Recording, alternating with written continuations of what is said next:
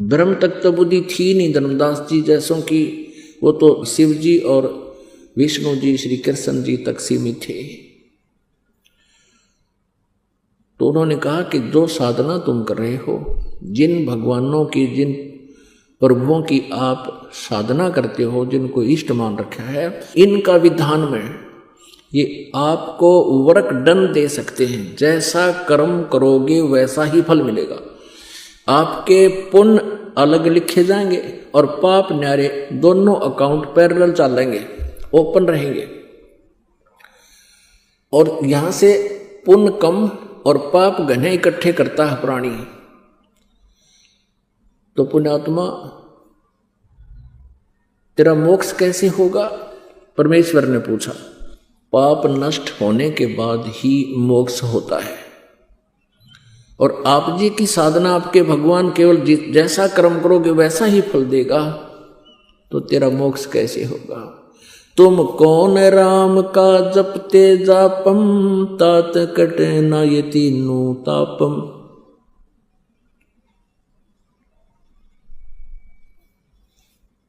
अब जैसे भी कर्म करोगे वैसा फल तुमने भोगना पड़ेगा, ऐसा आप जी के भगवानों का विधान है। लेकिन पूर्ण परमात्मा परम अक्षर ब्रह्म कबीर देव जी की एक परम शक्ति है, उनके पास एक वीटो पावर है, वो सुप्रीम परमात्मा है, परमेश्वर है।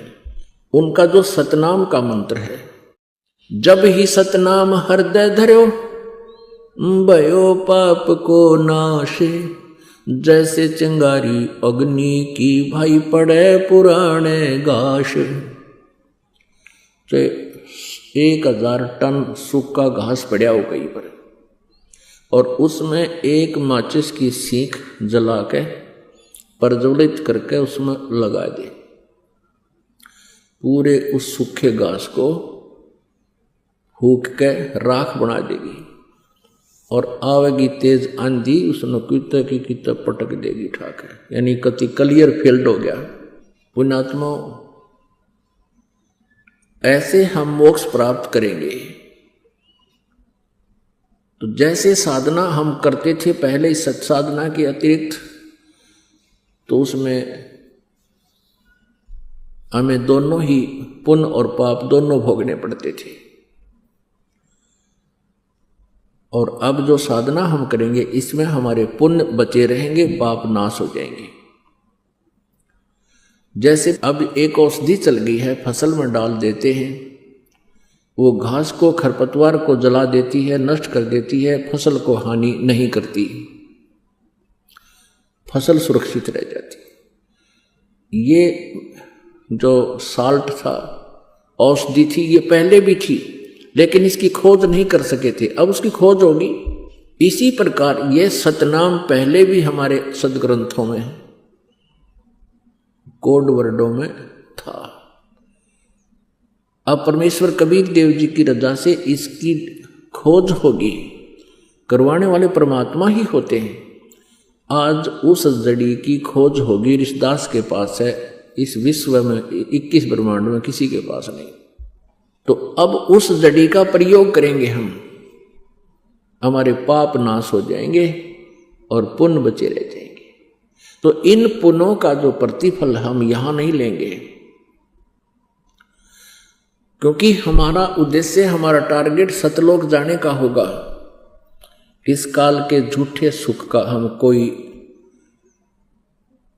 आशा नहीं करेंगे, झूठे सुख की इच्छा नहीं रखेंगे। तो फिर अपने आप हम सतलोक जाएंगे, जहां आशा ता बासा होई और मन कर्म वचन सुमरियो सोई। गीता जी अध्याय नंबर 8 के श्लोक नंबर 6 में कहा कि अर्जुन, ये नियम है, अंत समय में जब ये प्राणी शरीर त्याग कर जाता है, उस समय जिस भी भाव में भावित रहता है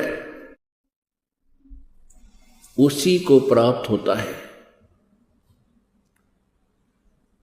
और फिर कहता है गीता ज्ञानदाता के, गीता जी अध्याय नंबर 8 के श्लोक नंबर 5 और 7 में, कि तू मुझ में भाव वाला बन और मेरा भजन कर, मेरा स्मरण कर और युद्ध भी कर, तो मुझे ही प्राप्त होगा। फिर गीता जी अध्याय नंबर 8 के श्लोक नंबर 8, 9, 10 में तुरंत 3 मंत्रों में स्पष्ट किया है कि यदि तूने उस परमात्मा के पास जाना है तो उसकी भक्ति कर, सच्चिदानंद घन ब्रह्म की, उस दिव्य परम पुरुष की, परमेश्वर की भक्ति कर, तत्वदर्शी संत से उसका ज्ञान प्राप्त कर। चौथे अध्याय के 34वें श्लोक में फिर उसके पास चला जाएगा। बहुत ही सिंपल। पुण्यात्माओं, जैसे हम एक अपना पेट के लिए सुबह और शाम 2 टाइम खाना तो अवश्य बनाते हैं, 3-3 बार भी बना लेते हैं, तो उस खाना बनाने में कितना प्रयत्न, कितना सांग जोड़ना पड़ा, कितने आइटम इकट्ठे करने पड़ते हैं। चूल्हा, तवा, पतीला, चम्मच, भाई लकड़ी या गैस, फिर की तो नमक, मिर्च, चाकू आदि तो याद भी ना हो, इतने आइटम हैं। और वो सारे कितनी गर्मी हो, कितनी सर्दी हो, आहार बनाते हैं, कितना टाइम लगता है, कितना प्रयत्न करना पड़ता है। और परमात्मा के नाम में कहते हैं जीभ भी ना लाड़ी, लेटा है तो लेटा लेटा कर ले, बैठा है तो बैठा बैठा जाप कर लीजिए, बस में सफर कर रहे हो बस में कर लीजिए, मोटर गाड़ी में, कार में बैठे हो कार में कर लीजिए, दुकान पर बैठे हो ग्राहक नहीं आया, ग्राहक तो आपके परमात्मा की दया से आओगा, आपके भाग्य से ही वहाँ आपकी इनकम होगी। और अब परमात्मा साथ हो जाएंगे, फिर अपने बच्चे को अपने हिसाब से ही देगा।